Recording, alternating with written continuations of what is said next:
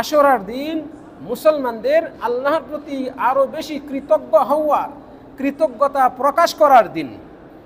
আর এই কৃতজ্ঞতা প্রকাশের সর্বোৎকৃষ্ট বাহ্যিক নমুনা হচ্ছে এটা যে এই দিনে মুসলমানগণ রোজা রাখবেন, যেমনটি আমাদের নবী মুহাম্মদ সাল্লাল্লাহু আলাইহি ওয়াসাল্লাম রেখেছিলেন। সম্মানিত দিনী ভাইরা, আশুরার তারিখ আমরা জানলাম। প্রকৃত তারিখ হচ্ছে এটা। আশুরার প্রকৃত তারিখ হচ্ছে এটা। জানার জন্য আপনারা বসেছেন এখানে। একেবারে চটকদার কথা বলে আপনাদেরকে একেবারে মানে মনোমুগ্ধকর কথা বলে আপনাদের মন আকর্ষণ করার জন্য আমরা এখানে আলোচনা করি না, সত্যটা উপস্থাপন করার জন্য। এখানে কিস্সা কাহিনী, রসকস এগুলো দিয়ে সাজিয়ে সুর দিয়ে আরও নানান রকমের উদ্ভট কথাগুলো বিষাদ সিন্ধুতে যেভাবে লেখা রয়েছে এইগুলো দিয়ে এখানে আলোচনা করা হবে, এই মঞ্চ এগুলো না, এখানে না। এখানে একেবারে স্বচ্ছ কোরআন সুন্নাহের মঞ্চ। কাজেই এখান থেকে যা পাবেন একেবারে নিরেট, স্বচ্ছ, সঠিক তথ্যগুলোই পাবেন। আশুরা হচ্ছে এটা যে নবী মুসা আলাইহিস সালাতু ওয়াস সালামকে আল্লাহ রাব্বুল আলামিন এই দিন ফেরাউনের কবল থেকে রক্ষা করেছিলেন, আর ফেরাউন ও তার বাহিনীকে এই দিনে আল্লাহ রাব্বুল আলামিন ধ্বংস করেছিলেন সমুদ্রে ডুবিয়ে। এটা হচ্ছে আসল ইতিহাস। আর এই ইতিহাসের সাথে জড়িত মুসলমানদের করণীয় হচ্ছে এটা যে মুসলমানরা এই দিন আল্লাহর শুকরিয়া আদায়ার্থে রোজা রাখবে, আশুরার রোজা রাখবে, এর বাইরে আর কিচ্ছু নাই। অতএব সুতরাং কাজেই আমাদের সমাজে আমরা আশুরা যাকে চিনি এটা কিন্তু ইসলামের আশুরা না। আবারও বলছি, আমাদের সমাজে আশুরা বলতে আমরা যা জানি, চিনি, যা করা হয়, যে কারণে সরকারি ছুটি দেওয়া হয়, ওটা কিন্তু ইসলামের মুসলমানদের আশুরা না। আবার বলছি, তৃতীয়বার বলছি, এটা আসল আশুরা না। এটা আসল আশুরা না। আসল আশুরা যেটা একটু আগে বললাম সেটা। আশুরার সাথে ইসলামী আশুরার সাথে কারবালার কোনো সম্পর্ক নাই। ইসলামী আশুরার সাথে হাসান হুসাইন রাদিয়াল্লাহু আনহুমা তাদের কোনোই সম্পর্ক নাই।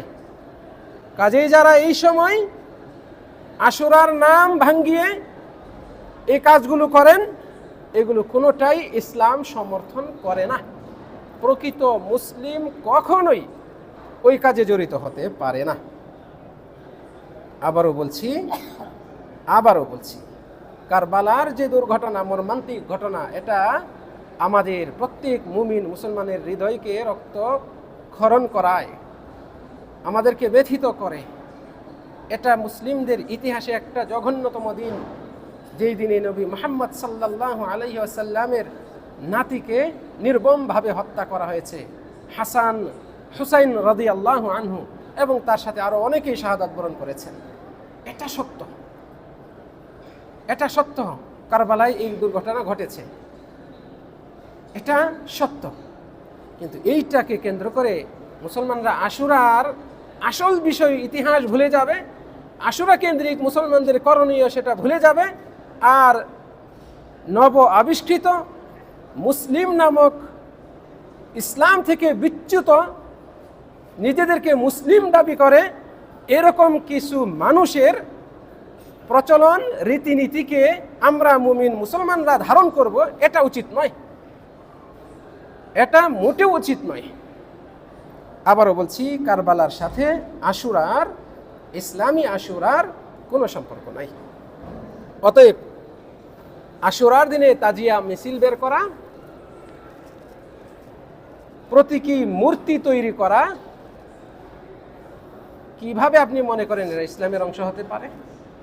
মূর্তি তৈরি করা, যেখানে ফটো তোলা, তসবির, সূরাত, ছবি সংগ্রহ করা, ছবি বা কোনো প্রাণীর ছবি বানানো, মানে পাথরে খোদাই করা, অথবা এমন কি যন্ত্রের মাধ্যমে অযথা অপ্রয়োজনে তোলা, এটাও যখন নিষেধ, তখন ইসলামের নাম ধরে বিভিন্ন কবুতর, ঘোড়া, উট, ব্যক্তি বিশেষের প্রতীক তৈরি করে, প্রতীকী মূর্তি তৈরি করে, সেখানে মিছিল বের করা আর নানান রকমের স্লোগান দেওয়া, এটা কিভাবে ইসলামের অংশ হতে পারে? কিভাবে এটা অংশ হতে পারে ইসলামের? ইয়া হাসান, ইয়া হুসাইন, ইয়া আলী, এইভাবে স্লোগান দেওয়া, মাতম করা, এটা কোনোভাবে ইসলামের অংশ নয়। কোনো ব্যক্তি মারা গেলে, এমনকি নবী রাসূল, সাহাবায়ে কেরাম, নবী সাল্লাল্লাহু আলাইহি ওয়াসাল্লামের সন্তান, পুরুষ ছেলে সন্তান, তারাও মারা গিয়েছিল, রাসূলুল্লাহ নিজেও এরকম মাতম করে কান্না করেন নাই। নবী সাল্লাল্লাহু আলাইহি ওয়াসাল্লাম মারা যাওয়ার পরেও কেউ এরকম মাতম করে কান্না করেছেন, এরকম প্রমাণ পাওয়া যায় না।